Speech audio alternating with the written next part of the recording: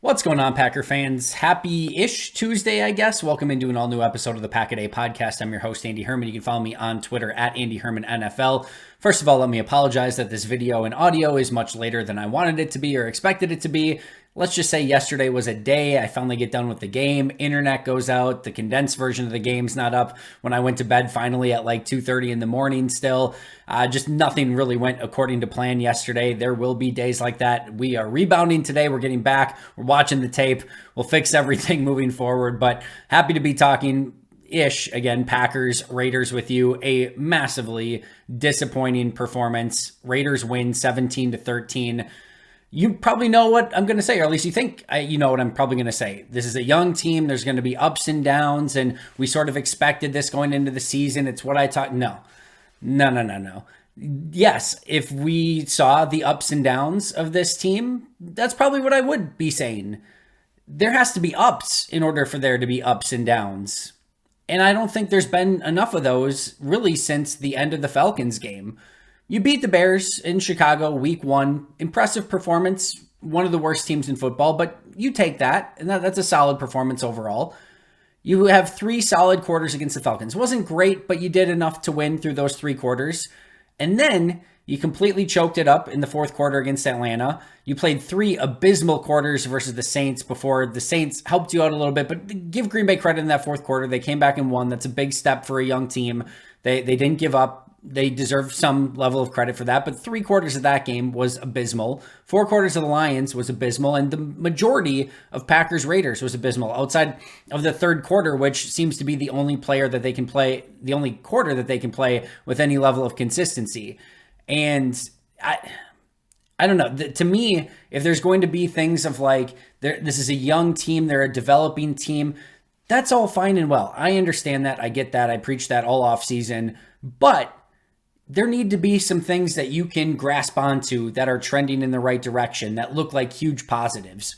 If this is a team that's 2-3 and is struggling a bit, but you see some legitimate big time flashes from Lucas Van Ness and Luke Musgrave, sure, understood. You can see those positives coming along the way. If this is a team that's 2-3, but Jordan Love is playing with a great deal of consistency, playing an accurate brand of football and is trending in the right direction, like if we would have saw the 5th, this week's game in week 1, and then last week's game in week 2. Because if you watch Jordan Love, everything has gotten progressively worse week by week, from a passing percentage, from a adjusted net yards per attempt, like everything. Just watch it. It's gone down week by week. If that was reverse, if it was awful week 1, a little bit better week 2, better week 3, week 4, week 5, and it was going in the right direction, all right, now we're talking about something. We're trending in the right direction.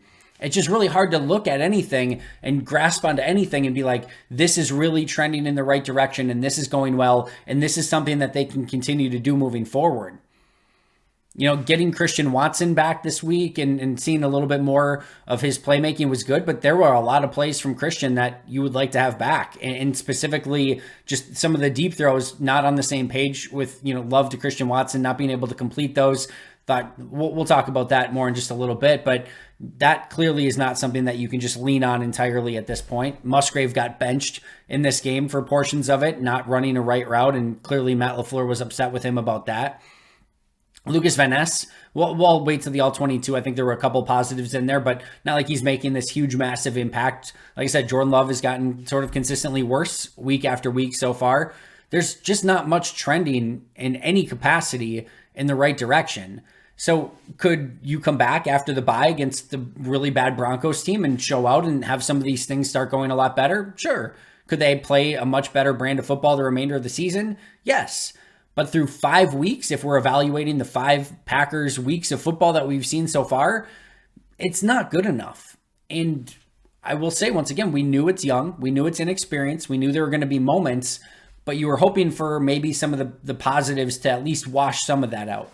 And that's what I'm more frustrated with, is that we just haven't seen the level of positives that this team needs to have to at least be trending in the right direction. I said all along, this team, if you told me right now that this Packers team was 5-0 and they were playing the exact same way that they were playing right now, I would be saying the exact same things. If they were 0-5 and they're playing the exact same way that they're playing right now, I'd be saying the exact same things. It's the process. It's the players, it's the coaching, and what you see as a brand of football on the field is simply not good enough all the way around. And I think that's the big thing for me of like, I don't care about record this season. I really don't. This was never going to be a playoff, like winning team, a Super Bowl contending team. It was just never in the cards to be that type of season. Could they have made the playoffs with the really sort of easy schedule that they have this year? Yeah, they very much could have. But I don't care. That's not what this season was about, at least for me watching this team. What I wanted to see out of this team was growth and those young, exciting, talented players taking steps in the right direction. And I'll say one more time, if we sort of saw through these 5 weeks that it started ugly and it got a little bit better each week to the point where you were starting to see some of those flashes more and you could like really grasp onto that and be like, all right, it's been a struggle, but it's trending up. It's trending in the right direction. Awesome. We're good. We're cool. No issues at all. I don't care if they were 0-5 at that point. If it's trending in the right way and they're playing a better brand of football week in and week out and it's getting better, I'm absolutely cool with that. But it's not. It's getting worse week to week. And you had that fourth quarter against the Falcons. The Saints game, again, that was a really bad Saints game that they, again, give them some credit for the fourth quarter, but they got the win. And I don't really care about wins and losses. I care about the product of the football on the field. And through the vast majority of that game, that was a really bad product of football. You were hoping they were going to learn from that, and then it was worse against the Lions. They have a mini bye. You were hoping they were going to learn from both of those games, and then it's worse against the Raiders. That's not trending in the right direction. And that, to me, is the most disappointing aspect of this team right now is you're struggling to find the positives. You're struggling to find the big time players, the big time plays, the big time things that get you excited about a young team that is chock full of potential. Right now, you just see a young team. I need to see more of that potential, and it hasn't been that so far. And here's the most frustrating part. The Raiders did everything to keep you in that game. They are who we thought they were, to quote Dennis Green. They are who we thought they were. That was a bad football team on Monday Night Football. And like the decision to kick the field goal on 4th and 1, a 50-plus yarder, it donks off the upright. You get another opportunity to go down and score the game-winning touchdown and just can't take advantage of it. Throw a really bad interception at the end. Those are things that it's really tough to live with because, again, that Raiders team was bad and they did everything they could to help you out, to give you extra lifelines, and you just couldn't take advantage of it. And I'll say this, again, it's something I said all of last year. I said it through the first few games, or at least the last few games of this year, is what is your identity? What can you lean on? What can you do well?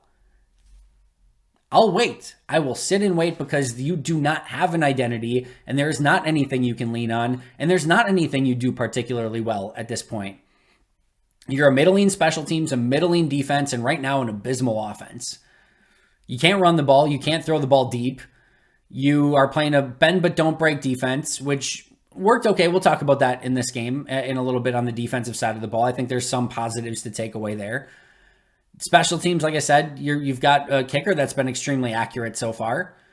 There's nothing that you can go into being like, we have this huge advantage going into every game. We can do this every single game. Everything that's being thrown out there right now, deep passing, short passing, running, trying trick plays, end arounds, like handing it off to Christian Watt, none of it is working. And that's because you don't have the fundamentals. It all starts with the basics. You can't block up front.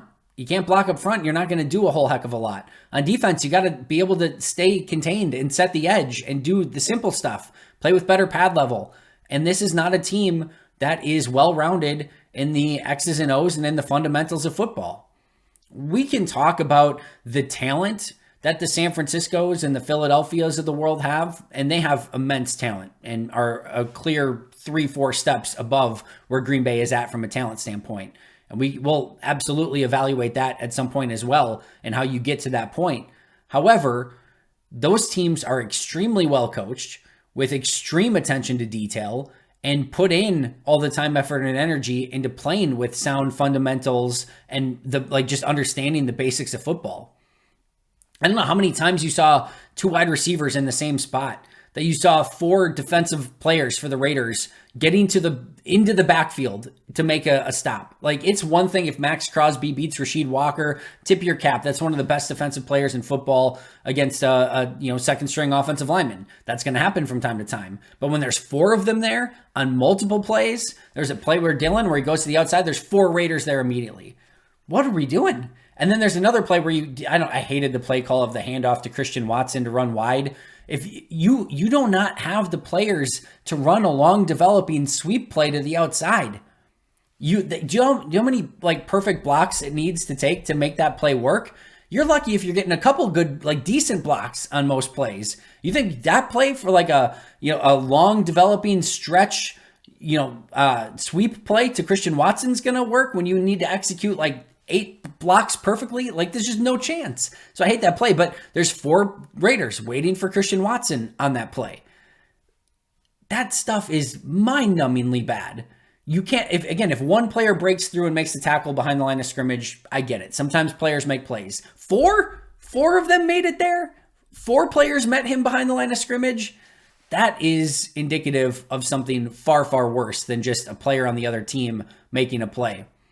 And we can talk, we'll continue to talk about identity, but I don't even know where to go with it. You do not have the ability to do anything very well at this point. This was like their good running day. This was their good running day, and the running, not including Jordan Love in his scrambles on the day, 23 carries, 78 yards, 3.8 yard average on the ground. 23 for 78 on 3.8 yards per carry. And that was like a good day running the football for Green Bay. So yeah, that is frustrating. And again, I don't know what they can lean on moving forward. It can't simply be of like, we're going to try to out-scheme the opposing team. It cannot be that. And the red flag to me last week, and I talked about this with Mike Wall, was when Matt LaFleur was asked specifically about the defense, and he said, I think it can be fixed with scheme. If anyone is watching this team and saying anything can just be fixed with scheme at this point, it cannot. There is 0.0% chance that anything on this team right now can be fixed with scheme. There's no scheme that you are going to bring to this team that is all of a sudden going to fix everything. It takes coaching, attention to detail, holding players accountable, and being a better, more well-rounded football team that wants to play with a level of physicality and intensity and doesn't want to go down in the first half before they have to start catching back up. That's what it needs to be better. It's not a scheme thing. This is a X's and O's and Jimmy's and Joe's, not just and when I mean X's and O's, I mean more of like, again, the attention to detail, the fundamentals, like the actual coaching nuts and bolts of this team. That's what it is. And the players on the field. It's not, well, we need to do a 4-3 rather than a 3-4, or we need to make sure that we're spreading the people out more, or we're going more power football. Like, there's not anything that's going to change. You can run 3 tight end sets, 5 wide sets, anything outside or in between. And if you can't block up front and you don't play with an attention to detail that's going to win you football games, you're going to lose football games. You can run a 4-3, a 3-4, a 5-2, a nickel dime. You can run cover 2, cover 3, press man. It doesn't matter if you don't play with attention to detail. That's it. In this, yes, if we can boil this down, if anyone would like to, because I think, maybe people can argue that I'm late to the party. Fine, understandable. You can boil this down to coaching. You can absolutely boil this down to coaching. I've liked overall through the long, throughout Matt LaFleur's career so far, I still think there's been more positives than negatives, but the last year and a half has not been that. It has been really tough to watch. And you can almost see like just the degradation in play, the decline in play with all of those things that I'm talking about, the physicality, the attention to detail, the holding players accountable. You can see it decline. And this is a coach in Matt LaFleur that has emphasized more keeping players healthy and scheme than making sure that players are held accountable and that you are making sure that you're doing all the little things correctly. When you don't play in preseasons for his entire coaching, career, basically in Green Bay, outside of this year, a little bit more, you're going to lose opportunities. When you take some more rest days, they didn't have a padded practice last week. You know who needed a padded practice last week? The Green Bay Packers. Like they need to you figure out and play with a better brand of intensity and tackling and all of that stuff. And I'm not saying you're going to like live tackle in practice, but this team needs more of that. If they're worn out by like, I don't care. Like this team needs a huge influx of like just practicing all the stuff that goes into trying to win football games on Sunday or Monday in this case. So yeah, this is indicative of the coaching that's been done in Green Bay over the past handful of years. And you have been able to see the decline. Now, and I'm not just talking about the player. You can say yes, and we can argue this is a young team. We expected this. I know I said that all offseason, but it doesn't absolve you from playing a better brand of football. If there were the simple mistakes that happened because you had young players and there were going to be some days like this, I get it. But it doesn't absolve you of like just playing a really bad brand of football, which we've seen Green Bay play for the vast majority of the past 3+ games. That's what's more indicative of coaching. How many times did Rasul Douglas on defense like throw up his arms because somebody missed an assignment? We can blame the Rudy Ford touchdown on like Joe Barry playing passive defense. From my eye, that looked like LVN was supposed to drop into that zone. He was late doing so, and both Rudy Ford and Rasul Douglas were right after him after the play, being like, what the heck just happened? Can't say it 1,000,000% for sure, but that's what it looked like, is that he was supposed to drop, and you could tell Douglas and Ford were frustrated that there was nobody there to make that play. I don't think that was on Rudy Ford. I don't think it was a passive play called by Joe Barry. There was the play with Keyshawn Nixon, where Rasul knew what was coming.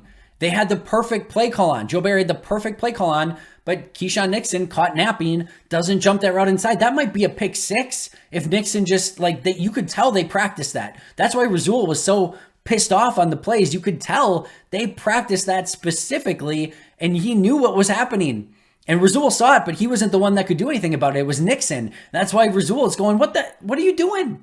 There was like 5 times that Rasul threw his hands up where he knew what was going on. He knew the play. He knew what was screwed up, but somebody else on the field wasn't doing their job. You got to do your job. You got to do your 111th. And more often than not, we didn't see that. That's on coaching.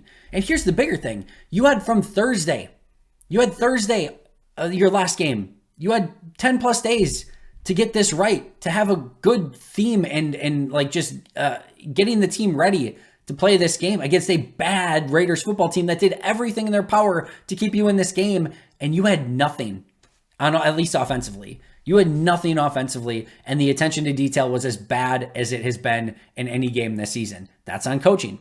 That is on coaching. The execution of what they want to do on both sides of the ball is abysmal right now. And then defense we'll talk about.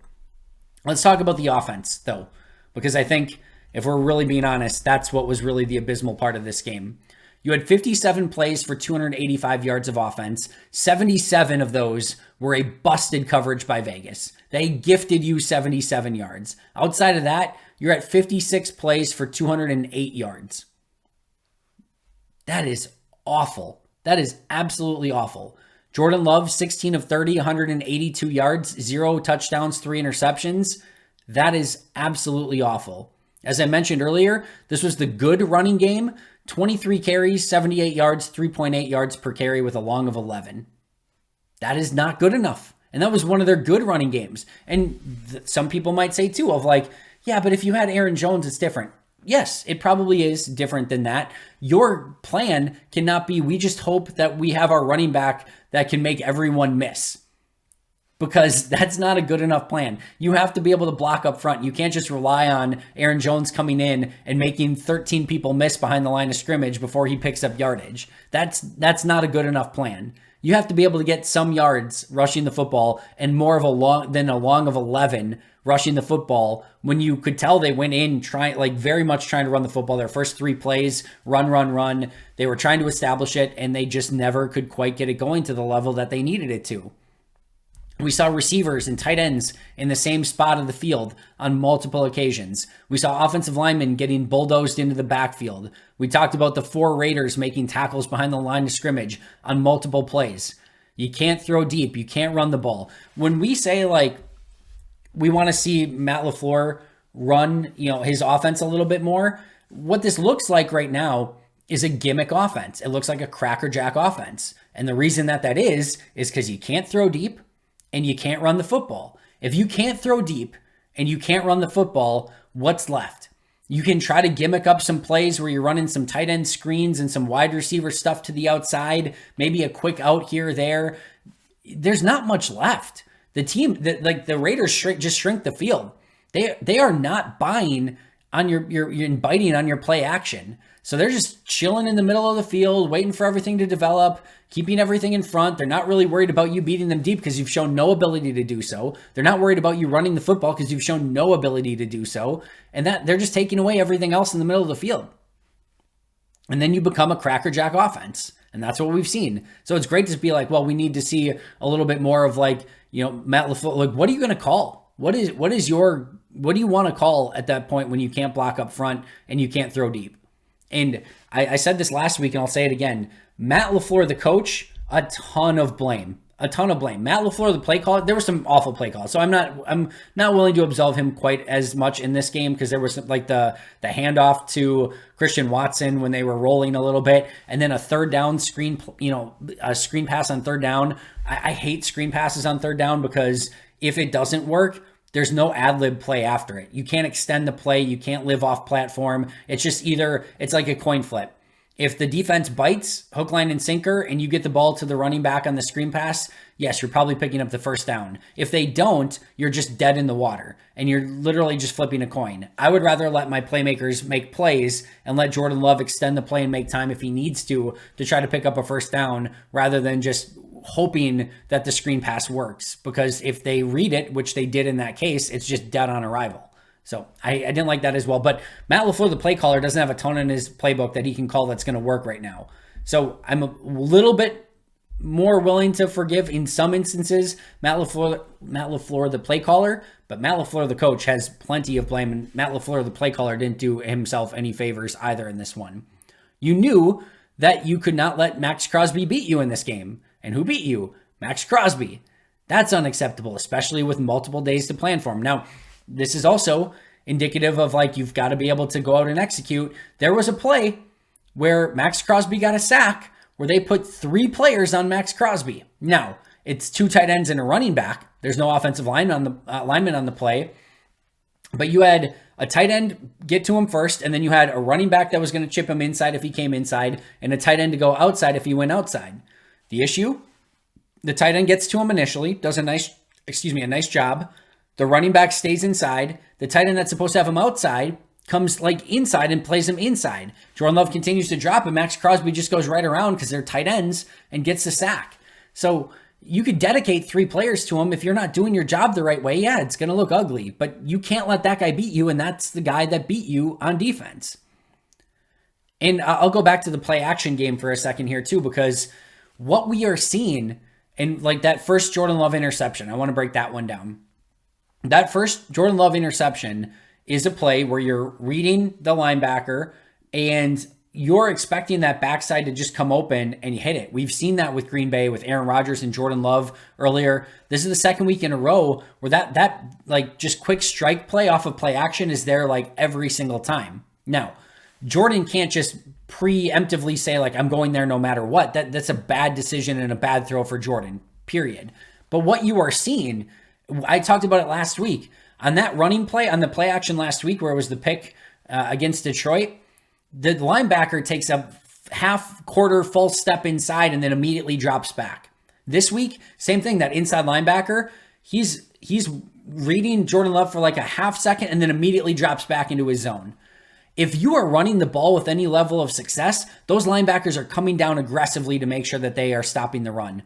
These linebackers are giving barely a false step inside and then immediately dropping back into their zones. Now, not again absolving Love of this one. You got to get your eyes up and view it, because here's the other thing. If that inside linebacker wasn't there, I'm not so certain that the other linebacker wasn't going to pick it off either. Just a horrible throw and decision all the way around. But it's also indicative of, if you don't run the ball, your play action is going to get weaker and weaker, and they're not going to buy it anymore. And you're seeing linebackers take like a cursory, like, all right, let's kind of see if they're going to run. I'm just going to barely take a step just in case. All right, nope, I'm going to bounce back in my zone. So if you're running the ball with success, if that's, some of the better running games in the NFL, like you see Green Bay have to do, those linebackers are coming down hard and aggressive and biting on that play action, because they know if they don't, that could be a big explosive play from the running back. The linebackers for the Lions and the Raiders this week, they know if they don't bite on it, and the running back gets the ball, it might be a 3 or 4 yard gain. No harm, no foul. But if they bite on it and they go aggressively, it could be a big play over their head. So they're playing the pass more than they're playing the run. That's a problem right now. You got to be able to run the ball. And bigger thing too, you've had 6 points in the last 3 first halves combined. You're not playing a good brand of football to start off the game. Your game plan going in has been abysmal, and you're getting behind. And you can't win that way, especially with a young team. And per Rob Domofsky, per Elias Sports, it's the first time since 1990 that they've had only 6 points in the first 3 halves combined. Like, that is incredibly, incredibly bad. And you're setting your team up for success, or for failure, excuse me. All right, let's go to Jordan Love. Per Zach Cruz, Jordan Love is now 6 of 24 with 2 interceptions on passes thrown over 20 yards this season. And we go back to you can't throw the ball deep. If you can't throw the ball deep, you're not going to get safeties pushed back. It's going to make it harder to run the ball. You can't run the ball. It's going to cloud the center of the field and deep more. It's just uncomplimentary football all the way around. Per Ken Ingalls, Jordan Love's adjusted net passing yards per attempt, 10.6 yards in week 1, 7.7 in week 2, 4.9 in week 3, 3.2 in week 4, and 1.3 in week 5. Down every single week. What we are seeing is defenses get tape of Jordan Love and are learning to figure out how he plays and how to take away the stuff that he likes and how to make things complicated for him. Defenses are challenging him more, and he has not come up with answers so far. Is that all on Jordan Love? It is not. His wide receivers can't be in the same spot. His wide receivers have to run the correct routes. His wide receivers have to help him out when he throws a 50-50 ball to come back to the ball better and make a better contested play of it to at least maybe knock it away rather than it being intercepted. You need to be able to run the football to make things easier for Jordan Love. You need to be able to pass protect to make things easier for Jordan Love. Is it all on Jordan Love? No. Does Jordan need to be better? Yes. Have we seen a decline game to game to game to game to game for Jordan Love? Yes. It's trending in the wrong way. That's a big concern right now. So not put in the best position, and it needs to be better all the way around, but Jordan needs to play better as well, specifically with taking better care of the football. A 3 interception game where, I don't know that there's really any, the first one is on Jordan. The second one is a 50-50, but not the right read, not the right throw in that situation. And the third one is late and underthrown to Christian Watson. Do I want Christian to come back and be more aggressive and physical to figure out a way to at least knock that ball away? I do.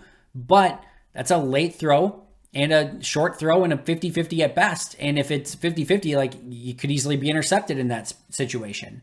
Guys can't drop passes either. You saw on that last drive, Luke Musgrave, Romeo Doubs drop passes. It takes everyone. Right now, nobody's really doing their 111th, and that makes it really, really hard. As far as Christian Watson goes, you see the explosive playmaking ability that he has, but I want him to fight back on that in route a little bit more. And Marcus Peters made a good jump on that one. That one I'm less concerned. The two that I'm more concerned about is he threw the deep ball. It was the play where they pointed out in the game where there's 2 defenders against Christian Watson, and they're doing everything that they can to bracket him, and he just runs through it. But if you watch, Watson stops on that play. He stops running, and he doesn't run full force. If he runs full force, he turns around, he has an easy play. That's a good ball by Jordan. He has to always think that the ball's coming his way. That was a big issue last year with Aaron at quarterback. That needs to be way, way better from Christian. And then the last play of the game, too, you want to see just a little bit more effort to try to not get completely, eclipsed out of the play by Amik Robertson, who's 5'9". Those things need to be better too. Now let's talk about something positive for a second, because I thought the defense was pretty good in this one. They had some key stops when they needed it. After the Jordan Love interception, they held to a field goal. That was a key one. They got off the field mostly in the fourth quarter when they needed to give Green Bay's offense an opportunity to go down and try to make a game-winning drive. Just the offense couldn't do it. They did allow 2 long touchdown drives, which were frustrating. But in the NFL, if you allow 14 points on defense, and you can say, well, Andy, they allowed 17. Those 3 points are on the offense. If anything, that's a net +4 positive points for the defense. Because when you turn the ball over there, you're thinking that offense is probably going to go down and score a touchdown. So the fact that the defense held them to 3 there and kept that within reach was a huge, huge stand for that defense. So 14 points allowed per the defense in this one, that is a winning performance. They held Josh Jacobs to 69 yards on 20 carries, Devontae Adams to 45 yards on 4 catches. They had 4 sacks on the day, a huge turnover that led to the touchdown drive for Green Bay to get Green Bay back in the game. Like, the defense did everything they could. And we can talk about Joe Barry and some of the frustrating things. I get it. I'm not saying it's perfect. I'm not saying it's a top 10 defense. I'm not saying they haven't played some easy offenses. This defense is good enough to be 3-2 right now. They allowed 20 points against the Bears, 14 real points against the Bears. 6 were in garbage time that I don't care about whatsoever. That's a 14-point defensive performance. Against the Saints, they allowed 10. Remember, 7 was on the punt return for the touchdown. They only allowed 10 points in that entire game against the Saints. Then, again, in this game, they allow 14. Those are 3 winning performances by the defense. You can argue it wasn't good enough against Atlanta. Okay. You can argue it wasn't good enough against Detroit. Okay. But this defense should be 3-2. That's better than the 2-3 record that they are. My point being, we can point to a lot of things. It's hard to point to Joe Barry and be like, he's the single biggest issue right now, because this defense should have a better record than what the overall team does. Just saying.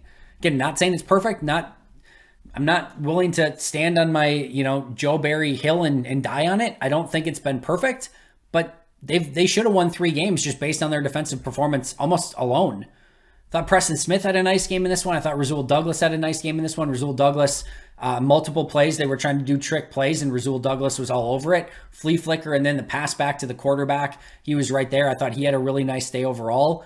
I want to talk about the play, though, that everyone's going to talk about defensively, and that's Preston Smith on Devontae Adams.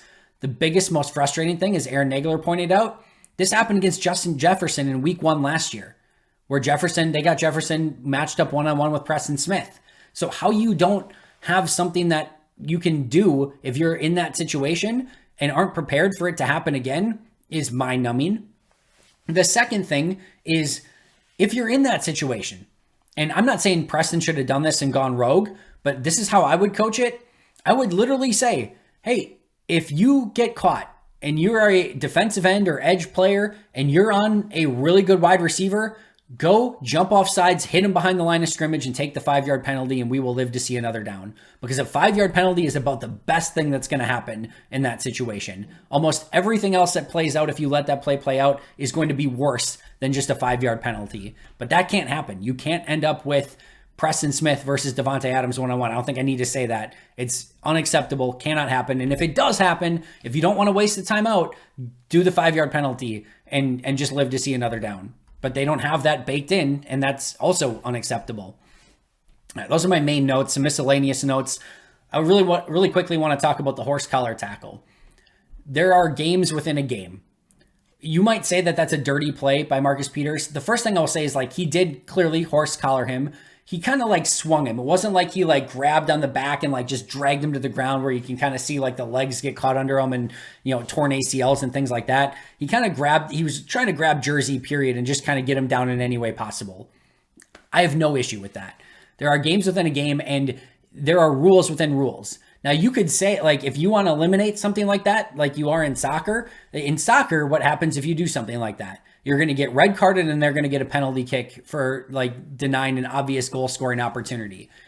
And a player in that same position in soccer might do that. They might say, I'm not allowing a goal because I know how important goals are. I will give you a penalty kick and we'll play a player down just so that you don't score that goal, because that's how important that it is. And that's the game within the game. The player is tasked with making those decisions, knowing that, hey, we might be at a huge disadvantage, but I'm not letting you get that goal. That's the game within the game. The game here for Marcus Peters is he's going to get a 2-yard penalty instead of allowing a touchdown. You're not playing a player down. You're not getting kicked out of the game. If you want to eliminate that from an NFL, make sure, put it that if they do something like that, they're going to get, if they deny a touchdown scoring opportunity, they're going to get kicked out of the game if they commit a penalty like that, or that the ball automatically gets placed at the 1-yard line if they're going to do something like that. That's not how it is. That's not how it's baked in. The decision here for Marcus Peters was commit the penalty and stop him and make it that it's 1st and goal on the 4-yard line, or let him score a touchdown. If I'm a coach, I'm coaching him to do that exact same thing every single time. It might suck. It might look dirty. That's what you have to do. That you're playing to win the game. That's the rule. and all you're going to give up is a 4-yard penalty because it's going to be half the distance to the goal, a million times out of a million times you have to do it. You just have to do it. And thankfully, Christian wasn't hurt. I didn't think Marcus Peters did it in a dirty way. He just grabbed Jersey and tried to get him down any way that he could and kind of swung him around more than like, again, just like put all of his weight and like pulled him down backwards or anything like that. So I call it dirty, call it whatever you want. To me, that's smart football, and that's what you have to do in that situation. Kudos to Anders Carlson for being the best player on the Green Bay Packers. That's, I guess, an exciting development. He's been amazing. And Yash Nyman with the block kick. Pretty good day overall for the special teams. They block a kick, and they have Anders Carlson making all of his kicks again. Daniel Whalen had a pretty nice day. So not anything like super crazy for the special teams, but you block a field goal and have a couple nice plays. It's an overall positive day. I thought it was a good day for Rich Bisaccia and company. Injuries in this one, Quay Walker and Darnell Savage both go out injured. Meanwhile, Aaron Jones, Devondre Campbell, and Zane Anderson were out injured and did not play in the game. Your healthy inactives were Malik Heath, Anthony Johnson Jr., and Caleb Jones. Justin Hollins was released earlier in the day, so he's no longer on the team. We'll see if they try to get him back on the practice squad or if they just let him walk completely, or if he gets claimed or signed with another team. We will have to wait and see there. That's pretty much all I got for you in this one. A massively disappointing team. We all know that friend that is young and goes to Vegas for the first time and they just don't know how to handle it. This was our friend who went to Vegas for the first time. They're young and they did not know how to handle it. I'm not, that's a joke. I'm not saying that it's okay. This was a brutal performance by the Packers. No two ways around it. That's a team you have to beat. There was a ton of Packer fans there. It was not a traditional road game. You have to win that game. They didn't. Super frustrating, and a lot that Green Bay is going to have to think about on this long bye week, and a lot that we're going to have to talk about over the course of the next 2 weeks. Shout out to our All-Pro and Hall of Fame members, Most Hated Minnesotan, PJ Wynn, John Wild, Shea Bradad, Arnaldo Espinoza, Jennifer Wright, Boom Handle, Donald Lee, and Lori Lord. If you haven't checked out Pack-A-Day Podcast memberships yet, today would be a great day to do so. Subscribe, like, comment, do all the things you guys are so amazing at. I'll be right back here today, actually, with Justice Mosqueda on an all-new episode, tomorrow with Paul Brettel. Don't miss those, but until next time, and as always, go Pack Go.